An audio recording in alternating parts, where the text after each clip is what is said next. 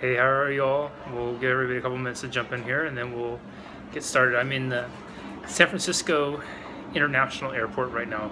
I've been able to find a semi-quiet corner. We'll see how quiet it stays. So, barring the normal airport announcements and stuff, So we'll give everybody 1 or 2 more minutes. I'll give you my view. I'll share my view real quick while everybody's jumping in. SFO. Very airport-like. And I hope, those of you who've been with Periscope on the first round, you see how proficient I'm getting on switching this camera back and forth? I think that's a big win. So, yeah, I think I'm getting better. Hello, Maine. Hello. Again, from last time, those of you who shared, huge thanks for that. I think it's really helpful. So, if anytime you feel like you want to share this during the video, there's some way where I think who was telling me how to do it. You can swipe if you swipe and you click, well, you guys can swipe and click and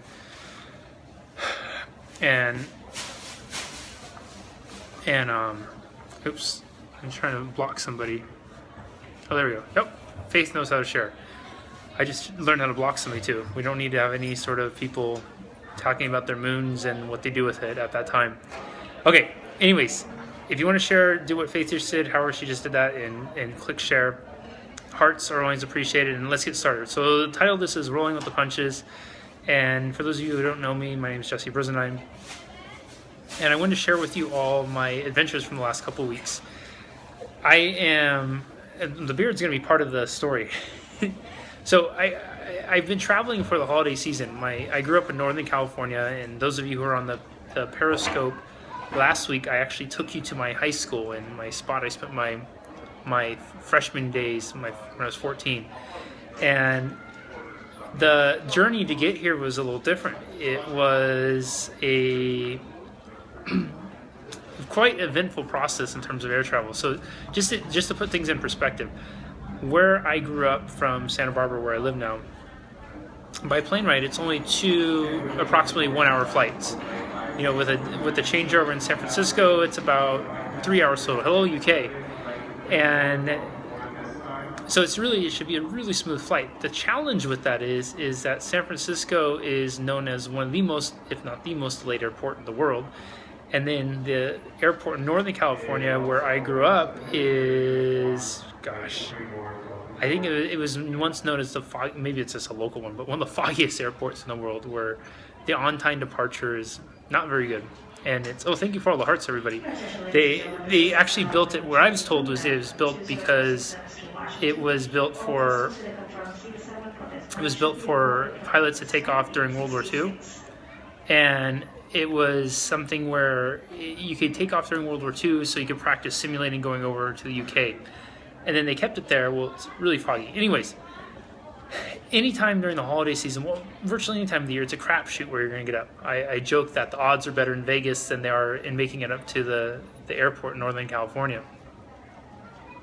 And when I flew out, so I was scheduled to fly out last Tuesday, and I get to the airport, check in, they say delay, flight canceled.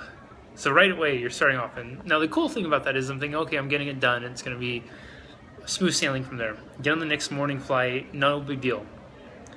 I was scheduled to fly out on Monday, yesterday. I wake up at 2:30 in the morning because I had a 5 a.m. flight, and it's a bit of a drive from my mom's house. Get a text message, canceled. Make the phone call, do the whole bit, get rescheduled for the same flight this morning. Last night I'm sitting there, hanging out, watching a movie, get the text message, canceled. I go to call customer service, and they say it's an hour plus wait. So I'm getting on the phone with that little music, and I say, you know what, I could go up there, and there's one more flight for the night. I'll just see if I can get on standby. So I grab my mom, and my mom can't. It's tough to make that call because my mom can't see particularly well at night, and I feel a little bad, and she's trying to help out. And we make the drive up. It's about a 45-minute drive or an hour to the airport. Get to the airport, and this is a really small airport. Keep in mind. There is the biggest line of people I've ever seen in that airport in my life, my mom included. She was saying the same thing. So I start to stand in line. Well, time passes. The flight I was going to try to get on, it takes off. I still haven't gotten up there.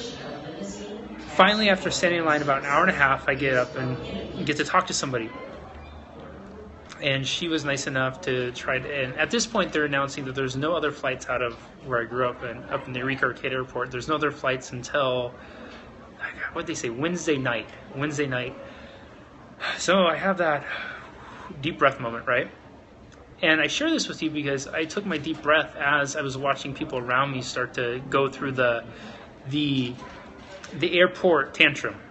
And any of you who've ever been in an airport before, you probably know what the airport tantrum is. It's when weather happens, whatever it is that happens, the actual weather, rain, snow, people take it personally, and they personalize it, and they think that God, the universe, the airlines all made it about trying to ruin their day, ruin their travel. So you have people storming around, you have people upset. There was a girl in front of me who was there with her mom, and she sounded like she's trying to get back to where she was living at, and her mom's trying to help, and she's throwing the full temper tantrum about how she's over this, she's over that, and this is, ridiculous, and blah, blah, blah. And so I get up to this lady who's working there, and you can tell, like, this lady's been just slammed with people, and I have my experience on my end, so I'm trying to put myself in her position and think about, what kind of people has she been dealing with lately? Like, what kind of encounters has she had? Has she been having pleasant customers and whatnot? Has she been having positive encounters? And looking around the temper tantrums, and I'm guessing probably not. So I go up there, and when it's my time, she says, how can I help you? And I say, how's the weather been treating you? And she kind of looks at me and she goes, what did you say? And I said, how's the weather been treating you? And I go, I can only imagine it's probably been treating you worse than it's been treating me. And she looks at me with that, kind of the blank face. And then we both laugh about it. And after that, it was almost like we were fast friends, right? And we proceeded to talk, and she helped me out. And what she was able to do is she was able to put me on a flight that was oversold. Helped me out, which was so awesome, to allow me to get to San Francisco now and at least get me on the way back. And when I came back to check in today for my flight, she was there working. She remembered me by name. We laughed because right when I went to check in to get on the plane, it beeped and said that the system had taken me off. So she had to switch me back around. And then I ended up in the seat in the very back of the plane, which is one of the, probably less desirable seats because the seats don't recline and I'm a bigger guy. And of course I get sat next to the bigger guy on the plane, and we end up having this awesome conversation. He tells me about his life and about some of the things he's pursuing and about how he's been really inspired and his life's been coming together. And we have this awesome conversation for the duration of the flight, and just share some profound wisdom. And it was such a cool experience. And I'm thinking, I wouldn't be here right now having this conversation if everything had worked out how it was supposed to. Nor would I have this content that I can share with you all about this whole experience. And so I wanted to call this rolling with the punches, because sometimes in life we're going to get hit in ways we don't expect. It's it feels like a sucker punch. And if you take it as a punch and you let it get you down, all you're going to see is canvas. You see, you can get hit, you can have something throw you off, you can have an encounter that you weren't expecting, but then you have the option of getting back up. And you have the option of getting back up and reassessing the situation and finding the good in it, finding the positive in it. I was shocked to see the airport temper tantrums start to roll out, because it's like, you guys, you're missing out on this. You're missing out on the opportunity. Like, there's a challenge in front of you right now. And if you can find a way to smile in this, if you can find a way to have joy in this experience right now, my God, what is that going to say for your life going forward? I was raised and had it ingrained in me that airports were supposed to be stressful and travel was supposed to be horrible. And what is it they say? Fall down 7 times, get up 8. Yeah, absolutely. And I can tell you one of the most freeing gifts I've given myself is letting it just be. There's going to be things in life that are going to happen that are out of your control. I'm not going to control the weather. I can't control the policies a big company like United decides. And I don't really care to. What I can control, though, is what goes on in here and how I decide to interpret situations. the reality is if I would have gone out on the flight I was going to go on, I would have never had that cool experience with the airport person. And as I'm leaving, she's saying, "Oh, Jesse, we'll see you next time," right? She had my last name. She could spell my last name by heart at the point because she'd gone through and changed so many things in the computer for me. And those of you who have ever tried to spell my name, it's long. It's 10 letters. It's not the easiest name to spell. And then, as I'm leaving, she's saying, "Bye, Jesse, we'll see you next time." And I'm telling her, "Oh, bye, bye, Angie. You have fun with your son this weekend," and all this stuff. And then to get on the plane and have this conversation with the guy, and he's telling me about where he lives and just an opportunity to speak up where he's at, and that it would be really cool to have me up there. I was telling him about some of the work I do and whatnot. And if I would have taken the punch and sat there and gone into the airport temper tantrum more that everybody else did, if I would have laid down on the ground and kicked and screamed and only stared at the canvas, I would have missed all of that. And I would never be sitting here right now, propped up in my little airport cove, staring at the Burger King sign, which I won't eat, enjoying all the nice little hearts and the social media shares I see you guys graciously giving me, and have this story to share. You're going to get knocked, you're going to get thrown, there's going to be get thrown for a loop, get a couple punches thrown, get sucker punched, get hit sometimes, but just because you get hit, you don't have to get down. Just because something happens that isn't ideal doesn't mean you have to make it the worst case scenario. At the end of the day, gosh, it's weather. And it gives me an opportunity to remind myself to be grateful for things, be grateful that I can be flexible with stuff, be grateful that I have some amazing clients who are understanding if I have to switch things, which those of you who are on here watching this and that are clients, thank you for your flexibility and your graciousness in helping change around my schedule this week, because I know some of you are on here. And that's the thing, is that all comes with that, that opportunity, the finding those things to be grateful for. And that's where life is, you guys. It's in finding the silver lining in the less than desirable situations, because it's been my experience that oftentimes when you have those less than desirable situations, some of the best things can come from it. Some of the greatest opportunities can come from it. Some of your best seeds that you'll plant will grow from those types of things. Those of you who were on the Periscope last week with high school, that was a pretty powerful experience, and I can remember it so vividly. I wouldn't be here right now, leaned up against this beautiful black wall, talking with you all, if I hadn't had those experiences. And if you missed that one, I put it up on my YouTube page, so you can check it out. It's just Jesse Brisendine YouTube, or YouTube Jesse Brisendine, whatever it is, however you search on there. So that's what I wanted to share with you all today is, again, you're going to get hit in life. You're going to have less than ideal situations You're going to find times where you're going to be on the canvas, and it's your choice if you want to stay down there and throw a tantrum. And guess what? When you throw the tantrum, the only thing you're going to see is the canvas. Or pick yourself back up, dust yourself off, and make it your mission to find the good stuff in it. Make it your mission to find the positive stuff in it. Make it your mission to find the opportunity, the learnings in it. That conversation I had on the plane is one of the more powerful conversations I've had in the last few months. Super, super cool. Really insightful. I think we both completed some ideas that we both had just organically, because there was a very affirming tone to it.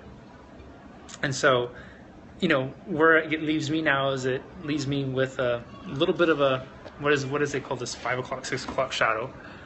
Obviously I don't have my Southern California tan that I'm used to, because I missed a couple extra days down there, and sitting here, and that's it. And I say those things jokingly because that's the worst of it. Really, that's the worst of it. I mean, the plane getting delayed, the weather happening, there's nothing to throw a tantrum about. I have my health. I'm able to spend an extra time with my mom. I have a story to share with all of you. I get to have this amazing encounter on the airplane. I get to hang out in the airport, have a few dedicated hours at least to work, and if I don't get on a plane tonight, I'll have an adventure to share tomorrow too. So the worst that came out of it was, being a little bit unkept, and that's about it. So anyways, that's what I wanted to share with you all. And I hope you guys found value in this. Thank you, everybody, for the hearts. Thank you for all of those who shared this on your social media things and helped get this message out. And I hope you all found value in this. If you have any questions at all, I can answer questions for the next minute or two. And if not, if I don't talk to you before, gosh, what is today, the 29th? Have a very safe and very happy new year. I hope you enjoy it, and I hope you're setting some really, really good goals for yourself in 2016. It's going to be a truly epic year if you decide to make it so. The guy I was talking to on the plane was saying that 2016 is going to be his defining year, and I loved that. Oh, thank you. I love sharing my stories, and I love that statement, defining year. And so I encourage you all to decide to make 2016 your defining year.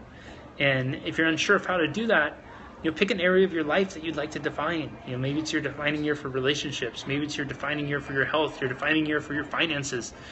Whatever it is, you can make it so, and that's going to be up to you to decide to make it so.